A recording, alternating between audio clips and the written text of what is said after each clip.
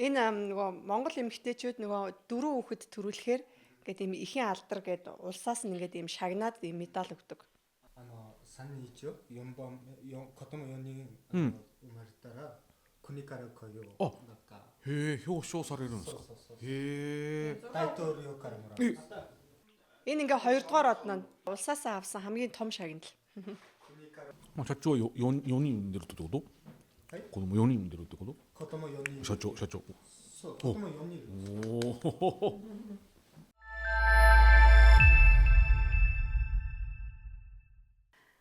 Сайн байцгаана уу? Та бүхэнд энэ өдрийн мэндийг хүргэе.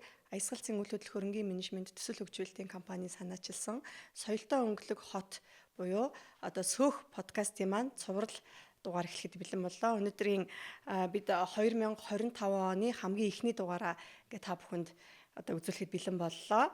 Өнөөдрийн манай зочин маань бол маш онцгой зочин ирсэн байгаа. Япон улсын Emaiku хөрөнгийн менежментийн компани ерөнхийлөгч Koji Tanaka гэх хүрэлцэн ирсэн байгаа. Юуны өмнө одоо Koji Tanaka-сан танд ингээ баярлалаа. Одоо бидний урилгыг хүлээж авч манай ингээд Монгол улсын хөрөнгийн менежментийн салбарт одоо хүч төрөн одоо ингээд компани байгуулан одоо шинэ одоо Япон соёлыг нэвтрүүлэхээр гээд хүрэлцэн ирсэн явдал маш их баярлалаа гэж хэлье. Баярлалаа. Emaiku компани маань Япон улстай хөрөнгийн менежментийн чиглэлээр одоо хэдэн жил ажиллаж байгаа. За тэгээд яг одоо ямар үйлчлэгээнүүд үзүүлдэг тухай ингээд та компанийнхаа тухай танилцуулахгүй юу? Миний би Япон улсын үйл хөдлөх хөрөнгийн менежментийн салбарт 25 жил ажилласан туршлагатай. Харин Emaiku компани үүсгэн байгуулагдаад 9 жил болж байна. Би хувьдаа ингээд Япон улсын хөрөнгийн менежментийн одоо салбарыг одоо тодорхой хэмжээнд Япон компанид ажиллаж байсан болохоор судлаад тэгээд Монгол улстай ингээд нэвтрүүлээд бараг 9 жил болж байна. Тэгэхээр та бүхнээс одоо маш их зүйл суралцсан. Тэр суралцсан зүйлсээрээ ингээд одоо хөрөнгийн менежментийн үйлчлэгээ үзүүлээд компани байгуулад ингээд амжилттай явж байна. Япон улсын үйл хөдлөх хөрөнгийн менежмент цэвэрлэгээ үйлчлэгийг хөгжүүлээд 50 жил болж байна. Энэ 50 жилийн хугацаанд зөндөө олон удаа алдаж онож түүнээсээ суралцаад өдий хүртэл явснараа Япон улсын үйл хөдлөх хөрөнгийн зах зээл маш өндөр хөгжсөн гэж харж байна. Та ингээд Монгол улсад хөрөнгийн менежментийн компани ингээд байгуулах болоод шийдвэрийг хизээ гаргасан бэ? Тэгээд Монгол улсад яг хөрөнгийн менежментийн салбарыг ямар одоо чиглэл талаас нь хөгжүүлэе гэсэн тэм зорилго тавьсан байгаа вэ?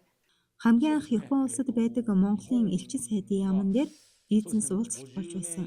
Тэр бизнес уулзалтан дээр Монголын үйл хөдлөх хөрөнгийн мэдээлэл болон түүнийг арчлах талаар танилцуулж байсан. Тэр мэдээлэлтэй танилцсанаас хойш ерөнхийдөө энэ сонирхолтой юм байна гэсэн бодол төрөөд Монголд өөрийн биеэр ирж харснаар компани байгуулахаар шийдсэн.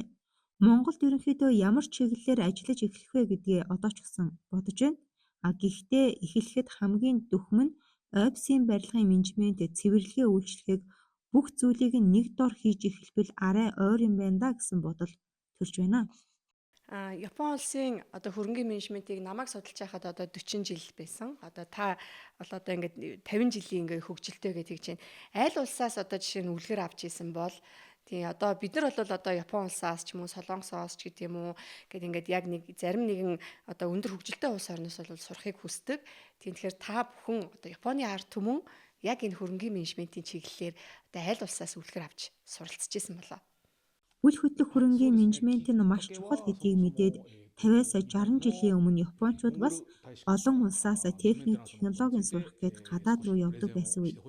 Ерөнхий эхлэлээ гадаадаас сурсан ч гэсэн Япон улс бусад улсаас аюулгүй байдал, чанартай байдал нэгт гэсэн ойлголт хүчтэй өгсөн.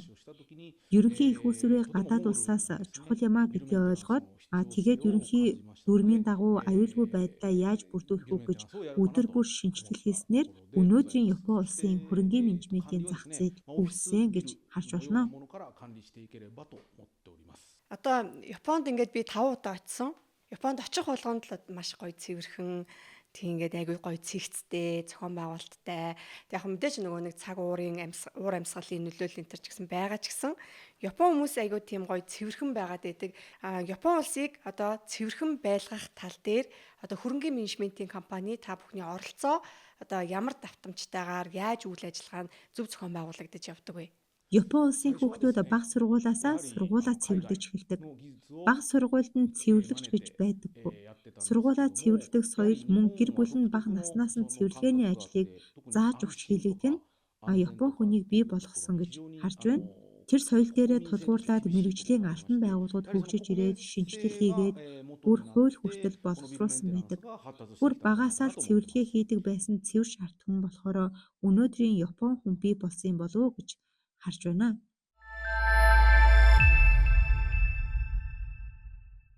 Та ингээ Монгол улсад ингээ дөрөвдүгөө ирж байгаа. За тэгээд Монголын одоо хөрөнгийн үйл хөдлөх хөрөнгийн зах зээл одоо салбарын хөгжлийг та аль төвшөнд байна да гэж харж байна. Монголд 4 удаа ирэхдээ ажигласан зүйл бол мэдээж цаг уурын хүнд нөхцөл байдал Монгол улсад байна гэж бодож байна. Нөгөө талаас Монгол хүн үйл хөдлөх хөрөнгийн менежмент, сөөхийн үйл ажиллагааг маш чухал шүү гэдэг ойлголт жаахан доогуур байна да гэж анзаарсан. Гэвч тун удахгүй Монгол хүмүүс аюулгүй сайхан цэвэрхэн орчинд байх ёстой гэдгийг бүгд ойлгож ач холбогдол өгч энэ салбар хөгжинэ гэсэн итгэл үнэмшилтэйгээр компани нийгээд ажиллахаар төлөвлөж байна. Мэдээж том төслүүд баригдаж эхэлж байгаа. Тэр байгууллагуудыг цэвэрхэн үйл ажиллагаагаар нь тогтмол хангаад ажиллах нь хэзээ ч зогсохгүй шаардлагатай. Тиймээс Монголын үйл хөдлөх хөрөнгийн менежментийн салбар хөгжиж эхэлнэ гэж харж байна. Тэгээ анх ингээд мэрэгжлийн хөрөнгийн менежментийн үйлчлэгээний тухай гэд ярихаар хүмүүс ингээд ерөөсөө сайн ойлгодгүй байсан. Одоо бол ингээд бас арай өөр болж эхэлж байна. Тухайн одоо хөрөнгийн үн маш их өндөр болсон. Тэгээ өндөр үнэтэй хөрөнгө худалдаж авч байгаа учраас одоо үнц нь унаад байна. Тэгээ энэ чанарын барилгын одоо чанарын асуудал ингээд их тусагдж байгаа учраас одоо хөгжих цаг нь одоогор бол манай улсад ирсэн байгаа гэж бид нар харж байгаа. Тэгэхээр та бүхэн бас ингээд манай үйл хөдлөх хөрөнгийн салбарт ажиллахаар ингээд шийдээд ингээд компани байгуулсан бол би хувьд бол маш их баяртай байна. Яг 20 жилийн өмнөөс Японы супермаркетууд үйлчлэгээний байгууллагуудад судалгаа хийсэн байдаг. Тэр судалгаан дээр яг мэрэгжлийн албан ёсны газруудаар үйл хөдлөх хөрөнгийн менежментийг хийлгэсэн газруудын борлуулалтанд өөрчлөлт орсон, үр дүн гарсан байсан. Хүмүүс илүү аюулгүй цэвэрхэн орчинд үйл ажиллагаа явуулдаг газруудаас юм худалдан авахар очдог гэсэн судалгааны үр дүн гарсан байна. Яг ийм үйл ажиллагаа Монголд хэрэгжиж эхэлнэ гэж харж байгаа. Илүү аюулгүй, цэвэрхэн, тав тухтай орчныг бүрдүүлснээр тухайн байгууламжинд байгаа аж ахуй нэгжүүдийн бизнесийн боломжууд өсч хөгжнө гэж хэлж болно. Бид бас яг тэгж бодож байгаа. Одоо ч гэсэн одоо илүү нөгөө юм лакшери зэрэглэлийн төслүүд илүү яг юм хөрөнгийн мэрэгжлийн менежментийн үйлчилгээг одоо сонирхож ажилуулах бас хүсэлтэй болцсон байгаа даа. Тэгэхээр танай компанийн хувьд яг энэ хөрөнгийн менежментийн үйл ажиллагааг гүйцэтгэхийн тулд одоо эхлээд яг ямар шатнаас нь эхэлдэг вэ? Одоо манай компани бол жишээ нь ихэнхдээ бас зурган дээр нь ажилладаг. Тийм тэрэн шиг та бүхний одоо яг менежмент үзүүлэх гэж байгаа энэ нэг төслийнхоо одоо эхний шатыг бас яаж гүйцэтгэж ажилладаг вэ? Японд бас зураг төслийн үеэс нь ордог.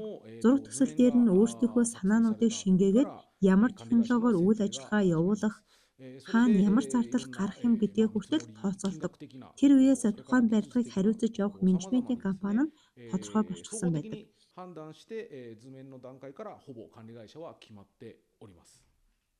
Япон улсын одоо хөрөнгийн менежментийн үйл ажиллагааг одоо удирдах явахад ямар шаардлагуудыг одоо танай компанид жишээ нь тавьдаг вэ? Яг хөрөнгийн менежментийн компаниуд ер нь олон байдаг уу? Япон улсад үйл хөдлөлийн хөрөнгийн менежментийн үйл ажиллагаа явуулахад тус бүрчлэн тусгай зөвшөөрөл авдаг. Ус, захилгаан, галын аюулгүй байдал, барилгыг хариуцах зөвшөөрөл зэрэг маш олон төрлийн шаардлагуудыг хангадаг.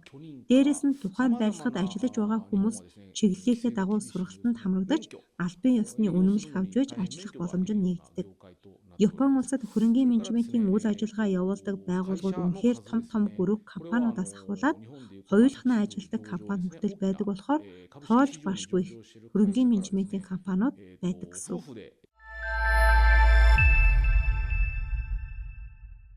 Одоогоор бол яг ийм хөрөнгийн менежментийн компани одоо хөгжил угаасаа маш цөөхөн байгаа. Тэгээд яг хүний барилгыг хүлээж аваад тэгээ менежментийн үйлчилгээ үзүүлэх энэ соёл одоогоор л дөнгөж ингээд шинээр нэвтэрч эхэлж байгаа. Болохоор одоо яг ингээд ийм ихэнхдээ барилгын компаниуд өөрсдийнхөө төслийг одоо цэвэрлэгээ үйлчилгээг одоо харуул хамгаалтыг ч гэдэм үү. За тэг инженер техникийн үйл ажиллагааг нь удирдах явдаг. Тийм ээ. Энэ чиглэл рүү хөгжиж явах нь маш зөв гэж бодож байна. Одоо Япон улсад бүх үйл хөдлөх хөрөнгийг мэрэгжлийн хөрөнгийн менежментийн компани хариуцаж явдаг болсон. 我々ですね、管理のプロフェッショナルがそれを請け負って、オーナーさんの建物の不動産価値を上げたり、安心安全を守るという仕事になってきております。 За Emaico компани одоо байгуулагдаад 25 жилийн түүхтэй. За тэгээд одоогор хэдэн төсөл дээр ажилладаг вэ танай компани? Тэгээд хэдэн хүний бүрэлдэхүүнтэй одоо энэ төслүүдийг удирдах ажиллаж байгаа вэ? Чиглэлээр нь тооцох юм бол имлэг, шопинг молл, офис, орон сууц, агуулга гэх мэт Японы үйл хөдлөлийн менежментийг хариуцсан ажиллаж байна. 300-аас 400 орчим том жижиг төсөл хариуцсан байнгын үйл хөдлөх хөрөнгийн менежментээр нь ханган ажиллаж байна. Яг манай байгууллагад харьяалагддаг ажилчид бол 300 орчим. Үүнээс 60 хүн нь төв офис дээрээ суудаг. 250-аад хүн нь тус бүрийн төсөл дээрээ үйл ажиллагаагаа явуулдаг. Та бүхэн ажиллах хүчээ хэрхэн одоо сургадаг вэ? Ер нь бол бүгдээрээ баг одоо энэ үйл ажиллагааг одоо мэддэг байдаг уу тий? Хөрөнгийн менежментийн ажилчдаас шууд маш их туршлага мэргэжил боловсрал бол шаарддаггүй. Нарийн мэргэжлийн ажилчин л биш бол тийм их туршлага шаардлагагүй салбар гэж үздэг. Ажилд аваад ажлын байран дээр нь сургаад явдаг гэсэн. Япон улсад одоо хөрөнгийн менежментийн үйлчлэгийг одоо Японы ард түмэн иргэдэн одоо хэрхэн хүлээж авдаг вэ? Одоо та бүхэн орон сууцны төсөл дээр ажилладаг гэж штэ. Тэгэхээр яг оршин суугч нар одоо энэ менежментийн үйлчлэгийг хэр хүлээн зөвшөөрч за тэгээд нөгөө одоо манайхаар бол нөгөө сууц өмчлөгчдийн холбоо гэх төрийн бас байгууллага байдаг. Тэгэхээр тэрэн шиг одоо тийм холбоод бас байдаг уу? Барилгад амьдарч байгаа хүмүүс төлбөр төлж байгаа учраас бидний үйлчлүүлэгч гэж хүлээн авдаг. Япон улсад байшинд амьдарч байгаа хүмүүс хөрөнгийн менежментийн төлбөрөө сар бүр тогтмол сайн төлбөл илүү сайн үйлчлэл аавна гэдгээ ойлгосон байдаг. Төлбөрөө байнга өгдөг болохоор коридорт жижигхэн хог байхад л та хэд цэвэрлэгээгээ сайн хийхгүй байгаа юм биш үү гэсэн шаардлага тавьдаг. Мэдээж мөнгөө 100% төлдөг учраас өөрсдийнхөө алдаа дутагдлыг ухаарад алдаагаа аль болох засах гэж хичээж ажилладаг. За Монгол улсад бол одоо бид нар яг л бас л одоо суралцж л байгаа. Тийм гэхдээ манай монголчуудын нэг давуу тал байдаг юмыг маш хурдтай сурдаг. Тийм тэгэхээр бид бас ингээд японочдоос суралцаад одоо хогоо зөв ангилдаг ч юм уу. За тэгээд энэ цэвэрлэгээ үйлчилгээ хийж байгаа хүмүүсүүдийг хүндэлдэг ч гэдэг юм уу. За тэгээд эсэргээрээ нөгөө ажил хийж байгаа хүмүүс маань ч гэсэн арай нэг юм мэрэгжлийн төвшөнд очих одоо цаг бас их ойрхон байгаа ах гэж найдаж байгаа. Тийм ээ, зөвхөн үйл хөдлөх хөрөнгийн салбар гэлтгүй Японы ажил хийх арга барил, техник технологиудыг оруулж ирснээр Монгол хүн өвлж авч сурахаас гадна зөвхөн монголчууд Японоос сурах биш, харилцан нэг нэгнээсээ суралцаад явах нь илүү үр дүнтэй гэж бодож байна. Тийм танах ингээд 200-аас 300 төсөлтэй ингээд зэрэг ингээд менежмент хийж штэ. Тийм энэ төслүүд маань ихэнхдээ дандаа юм бүсчилж одоо байдаг уу те? Одоо аль хотод жишээ нь салбарууд чинь байдаг вэ? Манай үндсэн төв компани Осакад байрладаг. Тэгээд Осака, Токио, Нагоё, Хоккайдод салбар компаниуд маань байдаг. Тэр салбар компаниудаараа дамжуулаад 200-аас 300 төрлийн төслийг зөв менежмент хийснээр үйл хөдлөх хөрөнгийн менежментээр тогтвортой хангаад явж байна. 6 дахь салбар буюу 6 дахь компани Монгол улсад албан ёсоор үүсгэн байгуулах гэж байгаадаа бол таатай байна. Хөрөнгийн менежментийн салбартаа та бүхэн ямар одоо дэвшилтэт технологиг илүү ашигладаг вэ? Япон улсад өдөр ирэх тусам хууль чангарч байгаа. Тэгэхээр хуулиндаа захирагдаж шинэ технологи, шинэ цэвэрлэгээний бүтээгдэхүүн хурдцтай үүсэн хөгжиж байна. Бид ч гэсэн хуулиндаа захирагдаж арга барилаа байнга өөрчлөн шинжлэгдээд явж байна. Танаа одоо хөрөнгийн менежментийн компани дээр би очиод уулзсан шүү дээ. Тийм тэгээд тэгэхэд ариутгал халдваргүйжүүлэлтийн тусгай зөвшөөрлгээд нөө вирусын тусгай зөвшөөрлгээд тэгжсэн. Тэгэхээр тэр вирусын тусгай зөвшөөрлийн шаардлагын жишээ нь яг ямар шаардлагууд байд юм бэ? Зөвхөн тэр вирус коронагийн эсрэг ариутгалын зөвшөөрөл авахын тулд компани доктортой үйл ажиллагааны тухай шаардлагуудыг хангасан байх ёстой. Мөн ямар ариутгалын бодис хэрэглэж байгаа юм, ямар технологи ашиглаж байгаа юм зэрэг нотолж харуулсны үндсэн дээр зөвшөөрлүүдээ авдаг. Манайд бол одоогоор одоо ямар ч тийм тусгай зөвшөөрөл байхгүй. Тийм тэгээд яг гоо бид нар бол үйл ажиллагаагаа бас хэрхэн нотолдог вэ гэхээр Япон менежменттэй компанийг одоо хөгжүүлээд явж байгаа гэж би хувьдаа боддог. Тийм тэгэхээр одоо нөгөө цэвэрлэгээ үйлчилгээ болгоныгоо бид нар чеклистээр нотлоод за тэгээд тухайн ажиллаж байгаа төсөл болгон дээрээ жилийн төлөвлөгөө гаргаад тэгээд тэрийг ингээд сар болгон руу буулгаад тийм тэгээд ингээд нөгөө ажил захиалагч талдаа ингээд үйл ажиллагаагаа нотлоод явдаг байхгүй. Тийм тэгэхээр та бүхэнд бас ингээд сар болгоны тайланч гэдэг юм уу тийм яг юм тухайн байшингийн эзэнд тийм тайлан тооцоонуудыг өгж явдаг уу?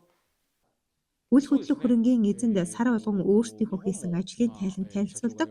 Дээрээс нь Япон улсад цэвэрлэгийг хөнгөн үед хийдэг учраас хийж байх үед нь шалгах боломж бол байхгүй. Гэрээн дээрх итгэлцлээрээ л үйл ажиллагаагаа нотлоод явдаг. Мэдээж шаардлагатай тохиолдолд тайландаа зургаар авсаргадаг.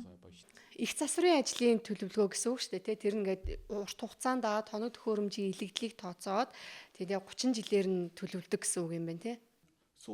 Бид хөрөнгийн менежментийн төлөвлөгөөгөө 30 жилээр нь гаргадаг. Гэхдээ 30 жилд нэг удаа засвар үйлчлэгээ хийх биш 5, 10, 15, 20, 30 жилээр нь наривчлаад энэ хугацаанд засвар үйлчлэгээгээ хийгээд явдаг. Гэхдээ Японд үндсэн баримталдаг зарчим нь эвдрэхээс өмнө засна, асуудал гарахаас өмнө солино гэсэн ойлголттойгоор төлөвлөгөөндөө тусгаад энэ жил энийг, дараа жил энийг засна гэж төлөвлөөд явдаг. Би ингээд одоо сүүлийнхээ асуултыг танаас асууя. Юу вэ гэхээр Японы хөрөнгийн менежментээс одоо нэг суралцсан зүйл вэ гэхээр юу вэ гэхээр одоо тухайн барилга байгууламжид байгаа хүмүүсүүдийг ингээд кэрлдэг. Тийм ингээд ийм дотоодын одоо оффис байлаа гэж бодоход бид нэр ингээд дотоодын арга хэмжээг зохион байгуулах ч гэдэг юм уу. Тийм тэгэхээр ингээд ийм хамтын соёл гэдэг зүйлийг одоо манай компани санаачлаад ингээд нэвтрүүлээд ингээд явдаг гэсэн. Тэгэхээр та бүхэн одоо ингээд төсөлүүд дээрээ энэ хамтын соёлын ийм дотоодын арга хэмжээнүүдийг зохион байгуулдаг уу? Өөрсдийнхөө үйлчлүүлэгчийг халамжлана гэдэг нь зөвхөн үл хөдлөх хөрөнгийн компани ажил биш, Японы бизнесийн нэгдсэн ойлголт юм. Японд мөнгө цуглуулах нь чухал биш. Өөрсдийнхөө үйлчлүүлэгчийг баярлуулах нь илүү үн цэнтэй баяжин их усүр гэсэн ойлголт байдаг. Тэгэхээр өөрсдийнхөө үйлчлүүлэгчийг баярлуулахын тулд бүх төрлийн ажлыг зохион байгуулдаг. Танд ингээд маш их баярлалаа. Тэгээ Монгол улсын үйл хөдлөх хөрөнгийн салбарт ингээ өнгө нэмж ажиллана гэдэгт бол итгэлтэй байна. Тийм тэгэхээр өнөөдрийн миний одоо подкастын дугаард хүрэлцэн ирсэнд маш их баярлалаа. Тийм ээ. Японы техник технологи арга барилыг Монгол улсад хэрэгжүүлснээр аюулгүй цэвэрхэн орчныг бий болгохын төлөө хичээж ажиллана. Мэдээж цэвэрхэн орчинд амьдарч байгаа хүмүүсийн сэтгэл нь бас өөдрөг, гэгээлэг болно гэдэгт итгэл үнэмшилтэй байна. Монгол талын болон Япон талын компаниуд хамтдаа хичээгээд цэвэрхэн Улаанбаатарыг бий болгохын төлөө хичээж ажиллах болно. Баярлалаа. За өнөөдрийн дугаар ингээд инхүү өндөрлж байна. Та бүхэнд баярлалаа. За өнөөдрийн манай зочноор Emaiku компани ерөнхийлөгч Koji Tanaka байлаа. За тэгээд урайгаа хэлээд энэхүү дугаараа өндөрлөе. Хотхны соёлоос хотын соёлд одоо бүгдээрээ улс их орныхоо Улаанбаатар хотынхоо өнгө цэсийг нэмж тавтаа тухтай сайхан амьдарцгаая.